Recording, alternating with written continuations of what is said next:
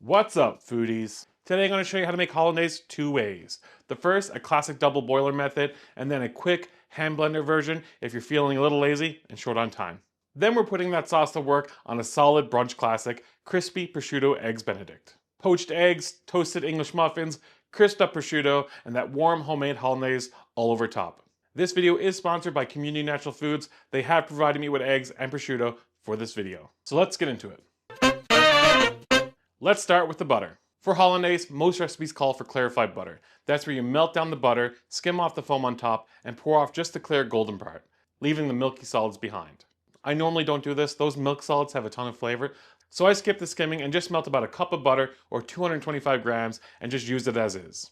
The sauce will still come out smooth and you get that extra richness. But hey, if you want to do it the textbook way, go ahead and clarify it. Either way works. First, I'm going to show you how to make a classic hollandaise. In a bowl, whisk together 3 large egg yolks, 1 tablespoon of cold water, and 1.5 tablespoons of fresh lemon juice. Then set the bowl over a pot of simmering water.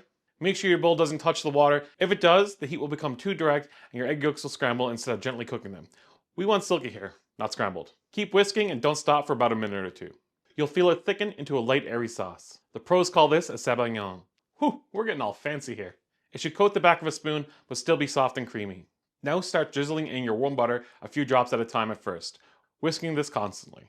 What's happening here is you're creating an emulsion, kind of like a mayo. The fat from the butter is bonding with the egg yolks. If you go too fast or too slow or your butter's too cold, your hollandaise can split. Now if it does split, it's not the end of the world. Add a splash of warm water and whisk like your life depends on it. That usually brings it back. And if that doesn't bring it back, you're just going to have to start over. Once all your butter's been poured in and it's emulsified, squeeze in a pinch of lemon juice. Then season with some salt to taste. And optionally, you can add some cayenne pepper. Now we don't want our hollandaise sauce to cool down or firm up. Now you want to keep this warm, so you can just keep it on the double boiler until you're ready to serve it.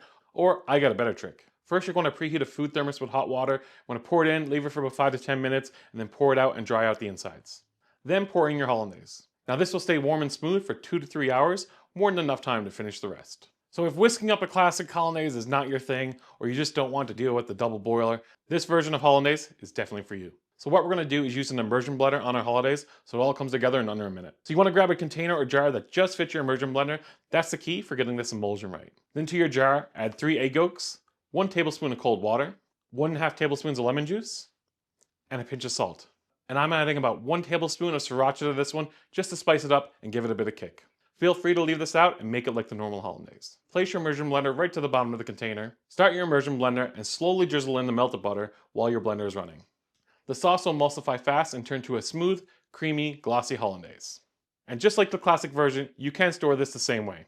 Now, onto the eggs. There's hundreds of methods out there on how to poach an egg, from saran wrap to a ladle, but I find the classic way yields the best results. First, we're going to fill a pot with water and add 2 tablespoons of white vinegar and bring it to a gentle simmer. Now you just want to see bubbles on the bottom forming. You don't want this rapidly boiling because it will destroy your eggs if you place them into it. And the vinegar is going to help the whites set quickly and keep it from feathering out everywhere. Here's a trick. Crack your eggs into small ramekins first. This gives you way more control. Now give the water a little swirl to create a little vortex and drop your eggs right into the center. This motion helps the whites wrap around the yolks. Also, you want to make sure you're using the freshest eggs you can get. Fresher eggs have tighter whites and less watery runoff, which makes them hold their shape better in the water. Now cook your eggs until desired doneness. 3 minutes for soft, 4.5 minutes for medium, and 5 to 6 minutes for a firm yolk. Then scoop them out with a slotted spoon and place them on a plate to let them drain. If you want, you can poach these ahead of time. Just store them in the fridge in cold water and then reheat them gently in hot water 30 to 45 seconds before serving. Now split your English muffins in half using a fork, not a knife. That's going to give you more nooks and crannies to catch all that butter and sauce. Then toast them in a pan with a bit of butter until they're golden and crispy. Then fry a few slices of prosciutto for 1 to 2 minutes just until they're starting to crisp up. If you're not a prosciutto fan, I get it. Not everyone likes it.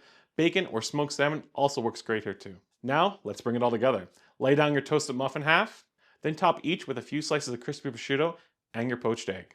Spoon or drizzle your warm hollandaise generously all over the top. Then optionally, you can garnish with some chopped chives or some fresh parsley. And there it is, crispy Prosciutto Eggs Benedict with homemade hollandaise. 2 ways. It's super simple, comes together easier than you think, and honestly, it just hits the spot every time. And it tastes so much better than packet hollandaise. If you try this out, drop a comment below and let me know how it went. Or tell me the twist you put on it. If you like this video, give a thumbs up, a subscribe down below, and until next time, FOOD-DEE out.